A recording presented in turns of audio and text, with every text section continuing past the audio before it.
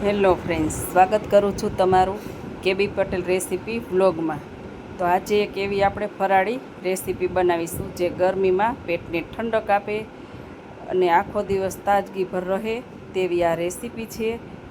અને આ છે અત્યારે આપણે બનાવી છીએ દહીંમાં કાકડીનું રાયતું છે. તો રાયતું બનાવવા માટે અત્યારે તો પહેલાં મેં 2 લીલા તીખા મરચાં લઈ લીધા છે, એક મોરું મરચું લઈ લીધું છે. એને નાના નાના ટુકડા કરી મિક્સર જારમાં લઈ અને આપણે એને સારો એવો ક્રશ કરી લઈ. અને ફાઇન પેસ્ટ નથી કરવાની, અધકચરી જ લેવાની છે. તો સાથે એક ટુકડો આદુનો ઉમેરી દઈ હવે આ બધું પીસી અને તૈયાર કરી લઈ. હવે એક વાટકાની અંદર આપણે મોળું 2 ચમચી દહીં લઈ. દહીં પાણીવાળું નથી લેવાનું, કોરું જાડું દહીં લેવાનું છે. અને એને સારું એવું મેસરના મદદથી આપણે એને ફેટી લઈ. ફેટવામાં એવું છે કે જેની અંદર લમ્સ ન રહે એ રીતે આપણે ફેટવાનું છે. અને એકદમ સરસ ક્રીમી ટેક્સચર આવી જાય ત્યાં સુધી આ દહીં આપણે ફેટવાનું છે. હવે એની અંદર આપણે જે મરચાંની પેસ્ટ બનાવી હતી એ થોડીક મરચાંની પેસ્ટ ઉમેરી દઈ. સાથે સાથે મેં થોડી એવી જાડી ખમણીમાં કાકડી ખમણી છે, એ કાકડી આપણે ઉમેરી દઈ. આ કાકડીનું રાયતું ઉનાળાની ગરમીમાં ખૂબ જ ટેસ્ટ આવે છે. સાથે થોડા લીલા ધાણા ઉમેરી દઈ, સ્વાદ મુજબ મીઠું ઉમેરી દઈ અને સ્વાદ થોડો એવો જીરાનો પાવડર ઉમેરી દઈ. 1 ચમચી આપણે કારા મરીનો પાવડર ઉમેર્યો છે. સાથે લીલા ધાણા ઉમેરી દીધા છે. સાથે પાછી આપણે વરિયાળી 1 ચમચી ઉમેરી દઈશું. વરિયાળી ક્રશ કરીને લેવાની છે. હવે આ બધું આપણે એકદમ સરસ મજાનું મિક્સ કરી દઈ. આ રાયતું ખાવામાં ખૂબ જ ઉનાળાની અંદર ઠંડુ હોય છે, કેમ કે એની અંદર કાકડી હોય છે એટલા માટે. હવે એક આપણે કડાઈ લઈ લઈ. કડાઈને આપણે ગરમ થવા મૂકી દીધી છે. તેની અંદર આપણે 1 વાટકી સિંગદાણા લઈ લઈ. સિંગદાણા વજનમાં 50 ગ્રામ જેટલા છે. હવે એની અંદર ઉમેરી અને થોડા એવા આપણે શેકાવા દેવાના છે કે ફોતરા ઉતરી જાય ત્યાં લગી શેકાવા દેવાના છે. અને આપણે બહુ લાલ નથી થવા દેવાના. હવે શેકાઈ ગયા બાદ આપણે એને એક પ્લેટમાં લઈ અને થોડા એવા ઠંડા થવા દઈ. હવે આપણે ઠંડા થઈ ગયા છે તો આને આપણે છિલકા ઉતારી લઈ. છિલકા ઉતારી અને મિક્સર જારમાં લઈ આનો થોડો એવો ભૂકો કરી લેવાનો છે. ભૂકો થઈ ગયા બાદ 250 ગ્રામ બટેટા મેં અત્યારે બાફીને જ લીધા છે. તેના આપણે આવી રીતે નાના નાના શેપમાં, બહુ મોટા નહીં નાના એવા કટકા કરી લઈ. હવે આપણે બધું તૈયાર થઈ ગયું છે તો એક કડાઈની અંદર આપણે 1 ચમચી તેલ લઈ લઈ. તેલ આની અંદર બહુ ઓછું લેવાનું છે. તેલ ઓછા તેલમાં અને મસાલા વગરનું પણ બનવાનું છે, એટલે પેટમાં બળતરા પણ ન થાય અને ખૂબ સારો એવો ટેસ્ટ પણ સરસ આવશે. હવે એની અંદર આપણે જીરું ઉમેરી દઈએ 1 ચમચી. તેની અંદર એક મરચાંની 1 ચમચી પેસ્ટ ઉમેરી દઈએ. હવે આને થોડું એવું સાતળવાનું છે કે મરચાંની જે કચાશ હોય એ દૂર થઈ જાય ત્યાં લગી સાતળવાનું. હવે એની અંદર આપણે 1 ચમચી તલ ઉમેરી દઈ. તલ ઉમેર્યા બાદ બટેટા આપણે અંદર ઉમેરી દઈ કટકા. હવે આને થોડા એવા આપણે ચલાવતા રહેવાનું છે કે જેમ થોડા ફ્રાય થતા જાય એટલે એની અંદર ઉપર જે ક્રન્ચી એવો ટેસ્ટ આવી જાય. બટાટાના બહુ આપણે નાના નહીં કટ કરવાના, મોટા એવા જ કટ કરવાના, એટલે આપણે આની અંદર છૂંદો ન થઈ જાય. હવે એની અંદર આપણે લાલ મરચું પાવડર ઉમેરી દઈશું 1 ચમચી. એને પણ ઘડીક વાર સાતળશું. પછી આપણે જે કાકડીની છીણ હતી એ છીણ ઉમેરી દીધી છે. શેકેલા જીરાનો પાવડર ઉમેરી દીધો છે. કાળા મરીનો પાવડર ઉમેરી દીધો છે. આ બધું 1 ચમચી જ છે. હવે આને આપણે એની સાથે 1 ચમચી વરિયાળી પણ છે. હવે આ બધું મિક્સ કરી પછી એની અંદર સ્વાદ મુજબ આપણે મીઠું ઉમેરી દઈ. મીઠું ઉમેર્યા બાદ આપણે અડધા લીંબુનો રસ ઉમેરી દઈ. જો ખટાશ ભાવતી હોય તો ઉમેરવાની, ખટાશ ગીડાશ ભાવતી હોય તો ઉમેરવાનું, નકર સ્કીમ કરી દેવાનું. હવે આવાની અંદર આપણે કોથમીર ઉમેરી દઈએ, એટલે કે લીલા ધાણા. પછી શેકેલા સિંગદાણાનો ભૂકો ઉમેરી દઈ. હવે આ બધું એક સરસ મજાનું એકદમ મિક્સ કરી દેવાનું છે. ઘડીક વાર આપણે ચલાવતા રહેવું એટલે બટેટા આપણા એકદમ ડ્રાય થઈ જાય અને આ કોરું થઈ જાય. આપણું ફરાળી તૈયાર છે.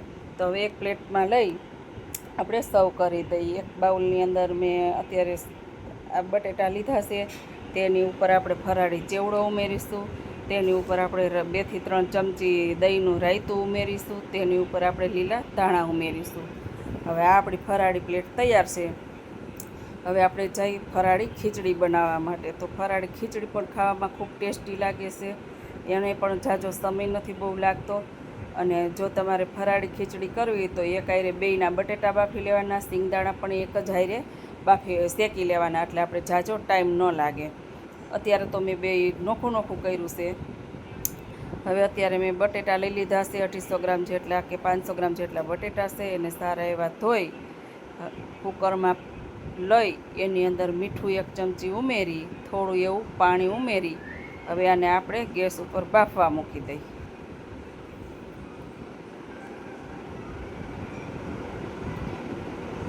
જો એક બાજુની સાઈડ આપણે બટેટા બાફવા મૂકી દીધા છે ને એક બાજુની સાઈડ આપણે ગેસ ઉપર કડાઈ મૂકી દીધી છે. તો કડાઈની અંદર અત્યારે મેં 50 ગ્રામ જેટલા સિંગદાણા લીધા છે. એને પણ આપણે થોડા એવા શેકી લઈ, છાલ ઉતરે એટલા શેકવાના છે. ફોતરા ઉતરી જાય એટલે આપણે શેકાઈ ગયા. હવે એને એક પ્લેટમાં લઈ લઈ અને એને પણ ઠરવા દઈ. હવે ઠરી ગયા બાદ એક પાછા પ્લેટમાં લઈ અને આપણે એના છિલકા ઉતારવાના છે. હાથેથી મસળી એટલે એના આસાનીથી છિલકા ઉતરી જાય. છિલકા ઉતરી ગયા બાદ આપણે એક પૂરી તરવાનો કોઈ પણ જારો હોય જારામાં લઈ અને આને આપણે જારામાં ચારી નાખવાના છે કે જે ફોતરા ઝીણા મોટા હોય એ બધા ફોતરા નીકળી જાય. હવે મિક્સર જાર લઈ તેની અંદર આપણે સિંગદાણા અંદર ઉમેરી અને એનો સારો એવો ભૂકો કરવાનો છે કે બહુ ફાઇન ભૂકો નથી કરવાનો. આનો પણ આપણે અધકચરો જ ભૂકો કરવાનો છે, જે કટકા જેવું રહે સિંગદાણા એવો ભૂકો કરવાનો છે. જો આવી રીતે જ ભૂકો કરવાનો છે, બહુ ઝીણો નહીં. ભૂકો થઈ ગયા બાદ એક વાટકામાં આપણે ભૂકો લઈ લઈ.